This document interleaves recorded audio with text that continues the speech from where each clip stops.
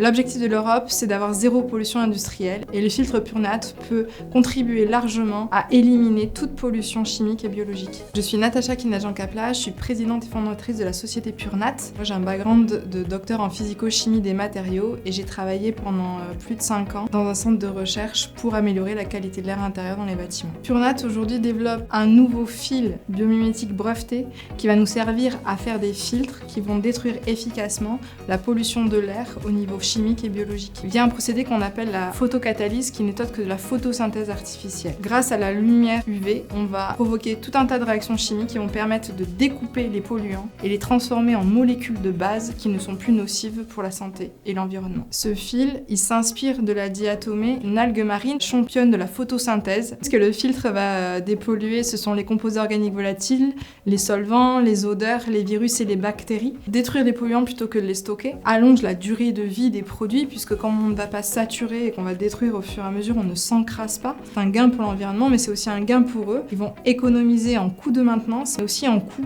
d'énergie. Aujourd'hui, on arrive à produire des prototypes de cassettes. On va pouvoir plugger dans n'importe quel système de ventilation. Les 2 prochaines années vont être l'occasion de tester à petite puis à grande échelle nos cassettes sur des sites pilotes pour dans 2 ans arriver à la commercialisation de nos produits standardisés. Il y aura une nouvelle levée de fonds parce que notre objectif c'est bien de créer une usine en France pour déployer cette technologie à très grande échelle. Aujourd'hui, nos clients cibles sont les industries du traitement de surface et de l'agroalimentaire. Mais demain, en fait, ça sera toutes les industries de l'industrie chimique, mais aussi le transport et le stockage de déchets. En France, la pollution de l'air tue 14 fois plus que les accidents de la route, donc c'est plus de 40 000 morts par an. C'est un problème majeur et c'est surtout la seconde cause de décès dans le monde. L'objectif aujourd'hui de l'Europe, c'est zéro pollution industrielle. À partir du 1er janvier 2024, il y a déjà eu un premier durcissement sur tout ce qui est composés organiques volatiles, qui est pile le polluant que nous allons détruire avec notre technologie. Nous avons remporté le prix de l'innovation à Polytech en 2023. Ce prix, au-delà d'être une reconnaissance des industriels sur la pertinence de notre solution, nous crédibilise beaucoup aujourd'hui dans nos démarches justement pour